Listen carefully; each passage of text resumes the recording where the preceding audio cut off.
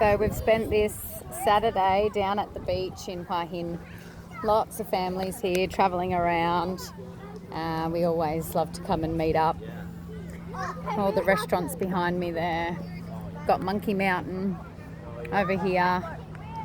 Sun's just gone behind some clouds, so it's really nice. The temperature's amazing here today. Nice blue skies. Kids are having a ball. I'm going to say 25 families come and join us today, which means lots of kids. You can come down here, ride horses. You can just come chill out, have some food, have a few drinks.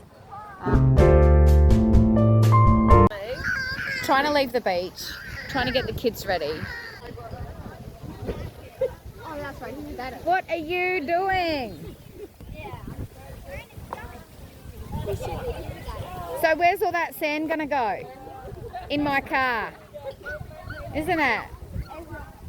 All right, I've been trying to leave for the last half an hour from the beach and I keep getting caught up, turned around, getting chatted with somebody. Sand everywhere, so wish me luck.